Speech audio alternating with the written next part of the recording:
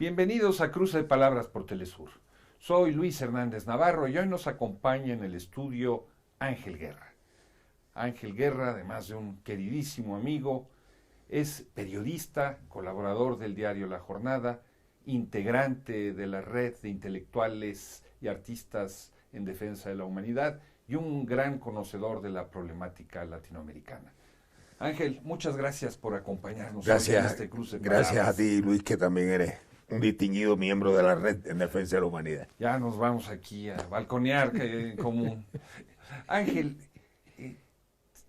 presidente Trump acaba de declarar una nueva vuelta de tuerca en contra de Venezuela. Acaba de hacer más duro el bloqueo. ¿Cómo está eso? ¿En qué consiste esta nueva ofensiva por parte del imperio estadounidense? Pues esto le hace un enorme daño a la economía venezolana y por lo tanto a la vida cotidiana de los venezolanos, que ya era dura. Era dura en materia de alimentación, en materia de medicamentos, faltan medicamentos, faltan alimentos, las cajas CLAP que están socorridas. ¿Qué son las cajas CLAP? Son una dotación de la canasta básica que cuesta un poquito más de $1 y por esa cantidad se le entrega agua a las familias más desfavorecidas, son cerca de 7 millones de familias, una caja que contiene los alimentos básicos, aceite, frijoles, arroz, pasta, útiles de limpieza del hogar, todos los meses. Y entonces, ¿estas medidas en qué consisten? Pues corta, excepto en el caso de los privados,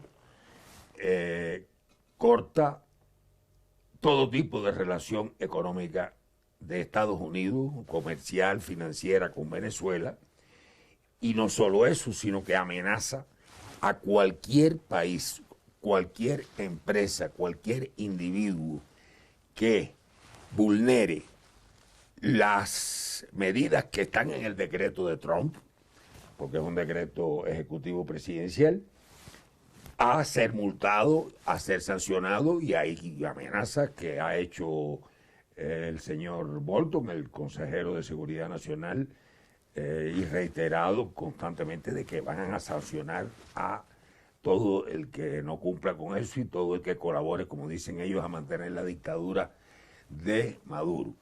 Entonces, fíjate que yo estaba tratando de imaginarme, bueno, si Venezuela ya estaba fuera del sistema financiero internacional, virtualmente, porque no podía hacer transferencias bancarias, no podía pagar, ha tenido que estar pagando en especie, ha tenido que estar pagando en efectivo, buscando toda una serie de mecanismos fuera de los circuitos, vamos a decir, convencionales del comercio mundial para poder proteger a su población, proteger la compra de alimentos, de medicinas. Ya sabemos que en Venezuela no se produce mucho aparte del petróleo.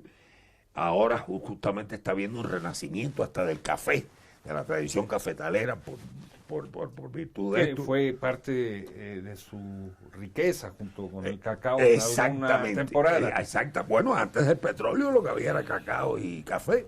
Y ahora está resurgiendo eso con las comunas. Sin las comunas yo creo que Venezuela no hubiera podido. Ahora hablamos con de las comunas, si te parece. Vamos a seguir en estas medidas. Estados Unidos ya había en los hechos confiscado una serie de empresas venezolanas como Citgo, y los ingleses habían hecho lo propio con divisas. ¿A cuánto asciende más o menos el volumen de esas confiscaciones? Y no sé si tú tengas la información más en detalle de en qué consisten en lo específico. Bueno, se calcula los activos en $31.000 millones. 31.000 millones de dólares. De esos 31.000 millones de dólares, hay 1.500 millones de oro, de dólares en oro en el Banco de Inglaterra. que el Banco de Inglaterra se niega a repatriar a Venezuela y que al parecer en aquella operación que hizo el presidente Maduro de traer en aviones todo el oro por alguna razón, en ese momento no se pudo traer o lo estaban los ingleses mismos posponiendo. El hecho es que ese oro se quedó ahí y ahora está confiscado. Citgo estaba intervenido. Citgo es la empresa petrolera Es la empresa venezolana que opera en Estados Unidos. y que tiene gasolineras. tiene decenas de miles de gasolineras, 5 refinerías. O sea, estamos hablando de una señora empresa que tenía el 10% del mercado estadounidense. O sea, tener el 10% del mercado de combustible de Estados Unidos no es nada despreciable. Bueno, eso ellos primero lo intervienen, que por eso es por lo que un juez recientemente de Delaware pudo fallar para que se le trasladara Citgo a una empresa canadiense aurífera que había demandado al Estado venezolano. No voy a hacer, es muy largo el cuento. El hecho es que estaba demandada a Venezuela por esto y ahora ese fallo no se puede cumplir porque el Estado estadounidense confiscó ya Citgo oficialmente. O sea, ya en este momento no es. Es la rapiña imperial en su más pura expresión. Ya le echaron el guante y dicen que es para entregárselo al gobierno del presidente Guaidó, que ya tú sabes lo que significa eso. El despojo absoluto. Exactamente. Entonces, yo creo que lo esencial para los televidentes de Telesur es tener la certeza de que esta medida afecta seriamente el transporte, la salud, la educación, la alimentación, es decir, todo lo que tiene que ver con el bienestar de una persona. El día entero afecta el problema de las meriendas escolares en las escuelas. Va a ser muy difícil que se distribuyan las cajas CLAP, aunque el presidente Maduro ha dicho que las va a asegurar, y yo no dudo, porque los venezolanos realmente son muy creativos en el terreno de contrarrestar las sanciones o las llamadas sanciones. Realmente es una palabra odiosa, porque además ¿quién le da derecho a Estados Unidos a sancionar? A nadie, ¿no? Pero las comunas. Las comunas son... Ahora hablamos de las comunas. Vamos a terminar, si te parece, con el panorama general de esas acciones, ¿no? Porque en su último informe, a propósito del proceso de combate a las drogas, la administración de Trump culpa también al gobierno de Nicolás Maduro de fomentar el narcotráfico a nivel internacional.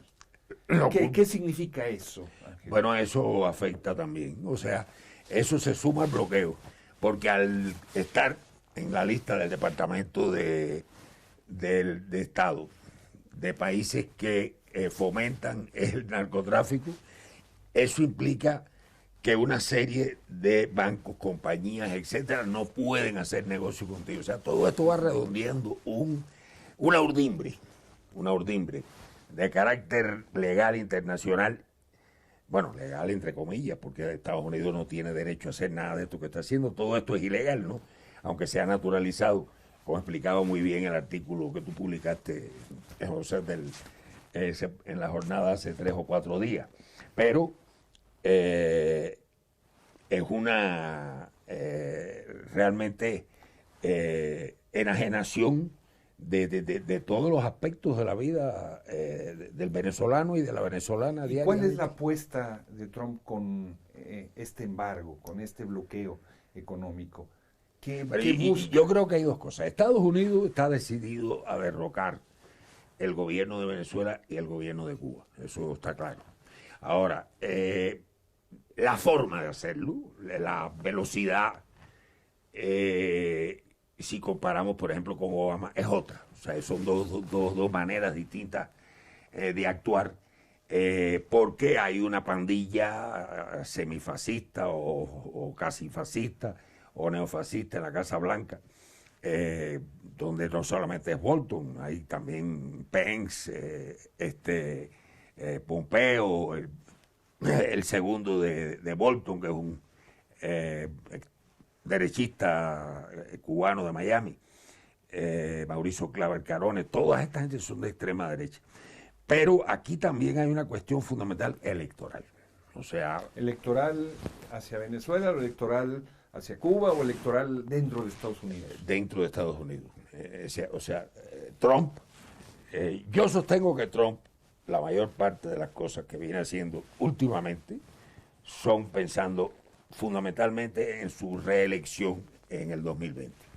Y ese electorado de extrema derecha, parroquial, ignorante, que cree que el mundo se creó en 7 días, que la humanidad tiene escasamente 20.000 años, esa masa votante, que además de eso también está compuesta por los evangélicos, los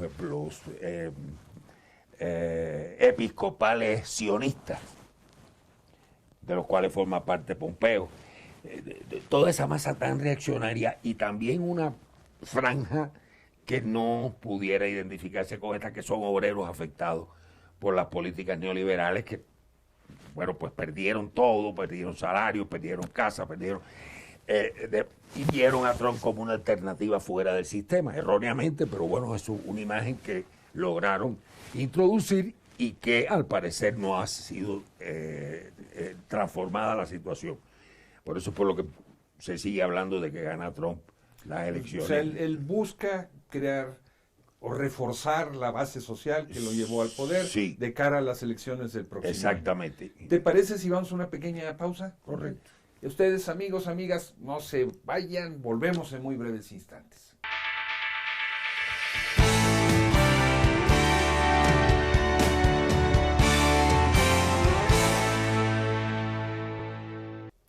Estamos ya de vuelta en este cruce de palabras, conversando con el periodista Ángel Guerra sobre el bloqueo económico estadounidense en contra de Venezuela y también de Cuba. Ángel, ¿tiene la impresión de que la política de Trump hacia Venezuela no es una política estructurada? Muy claramente hay una actitud hostil, pero no hay claridad en cuáles son sus líneas de continuidad. Una de sus responsables para el área acaba de renunciar hace 8 meses.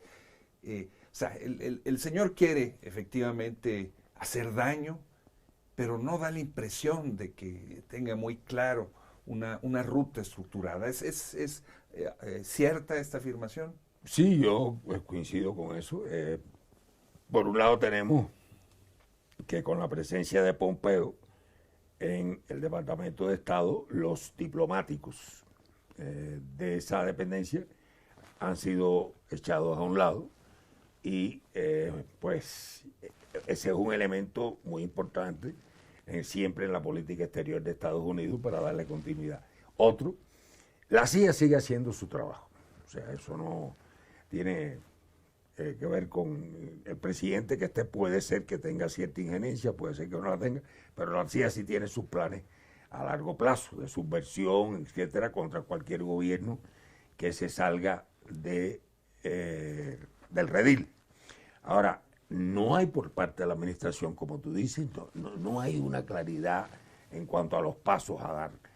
Y en este momento yo creo que está condicionado principalmente en lo que hace Trump, digamos, este decreto. Bueno, esto es eminentemente electoral. No podemos verlo dentro de una estrategia en la que se va aplicando una táctica por pasos. Cuando logramos esto, hacemos lo otro. El mismo tema de Guaidó es un caso claro. O sea, no sabe qué hacer con Guaidó. Es increíble que Pompeo, en una reunión con líderes sionistas, haya dicho, bueno, el problema es que si salimos de Maduro, entonces tenemos 40 en la oposición que quieren ser presidente, ¿qué hacemos? O sea, si el secretario de Estado se está preguntando eso, en gran medida está contestando tu pregunta. La ruta, Ángel, ¿qué estarán pensando desde tu punto de vista en forzar mediante este bloqueo la realización de elecciones anticipadas, buscar levantamientos de los pobres urbanos? tratar de el levantamiento, seguir creando las condiciones para un golpe de Estado. ¿Cuál sería la ruta desde tu punto de vista? En la tradición de las sanciones, siempre ha estado eso presente del levantamiento de la población contra el gobierno. Hay que recordar lo que escribió el subsecretario Lester Mallory en el año 61 cuando propone el bloqueo a Cuba. Y dice, hay que causar hambre y desesperación para que la gente se subleve contra el gobierno. ¿Por qué? Porque él empieza diciendo que todo el mundo apoya a Fidel Castro. Entonces, ¿cómo se logra acabar con eso? Bueno, pues haciendo a la gente pasar hambre y desesperación. Eso sí está claro, digamos, como un objetivo de todas estas medidas llevadas ya a extremos verdaderamente increíbles, por lo que han hecho en Venezuela y lo que están haciendo en Cuba. Bueno, pues uno a veces se pregunta qué más les queda por hacer, ¿no? Pero yo creo que sí, que eso es un objetivo importante, pero sigue estando la cuestión electoral. Y otra cosa que sí también creo que es un objetivo fundamental de ellos es que Maduro se vaya. O sea, no quiero que se vaya. ¿Por qué vía? ¿Por la vía de un golpe de Estado, por la vía de elecciones anticipadas, por la vía de una renuncia, de un gobierno de coalición? ¿Tú crees que hay parte de la pregunta o el comentario que tú hacías? ¿Cómo lograr que se vaya Maduro? Ellos le estaban apostando a lograrlo a través de la Fuerza Armada Nacional Bolivariana, pero pues no han logrado nada. O sea, a estas alturas, llevamos desde el mes de enero, ya estamos a mitad de año, no han logrado que un general con mando de tropas, uno, haga una declaración contra el gobierno venezolano, diga que se subleva, diga que se va del país y que va a acusar a Maduro. Nada. Ahí está la Fuerza Armada intacta, haciéndole frente a todo con una cohesión tremenda. Entonces, si no tienen a la Fuerza Armada, ellos saben que no pueden contar con una sublevación popular, a menos que aprieten la tuerca ya hasta donde han llegado, o que piensan o se imaginan ellos que con eso van a rendir por hambre al pueblo venezolano, que no lo creo. Comenzaste en 2 ocasiones a hablar de las comunas y te detuve. ¿Está bien? Ahora sí, tú estabas marcando tu intervención sobre las comunas como parte de una estrategia, entiendo, de poder popular, que ha sido clave para enfrentar este bloqueo. ¿Cómo es eso? Comiénzanos explicando qué no son las comunas, por favor. La comuna es la organización de los vecinos, los ciudadanos en un territorio local, que por una ley de comunas se les otorga una serie de prerrogativas y facultades propias del gobierno del local, presupuesto y sobre la base de una organización de tipo muy democrática, porque se hacen elecciones en la comuna, se eligen los directivos, los que se ocupan de cada frente, etcétera. Las comunas han sido curiosamente y paradójicamente muy fortalecidas con estas medidas de hostigamiento y de bloqueo. Razón?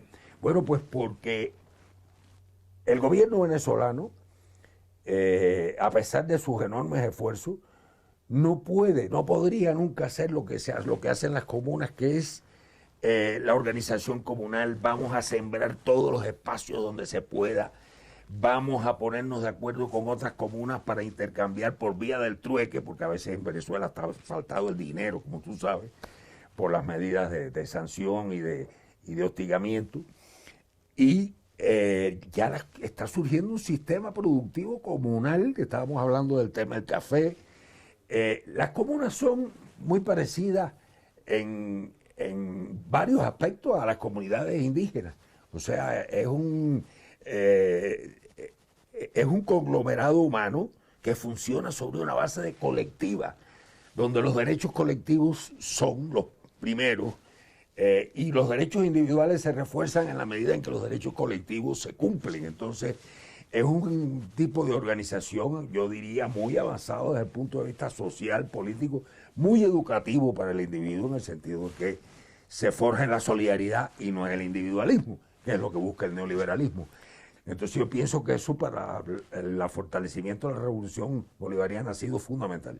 Ángel, ¿es previsible que con estas medidas de presión económica se profundice la migración de venezolanos, su salida Pues a buscar empleos a yo otros no países? dudo, yo no dudo, Luis, que pueda haber más migración. No ha habido tanta migración como dice la agencia correspondiente de Naciones Unidas, pero hasta ahora no hay un dato oficial. O sea, lo que hay son estimados. Pascualina Curcio hizo un cálculo en el que no era posible que 4 millones de personas se hubieran dirigido a los países que alega Naciones Unidas. ¿Por qué? Porque ella hizo un estudio de las organizaciones gubernamentales de estadísticas de esos países sobre crecimiento y decrecimiento demográfico, y de ninguna manera podían haber entrado 4 millones de personas ahí. Eso sabemos que cuestionó el dato de Naciones Unidas. No tenemos el dato oficial. Pero cuando se están aplicando este tipo de medidas, en todas partes del mundo se producen personas que pues salen a buscar una vida que no sea tan castigada como la vida diaria del venezolano hoy.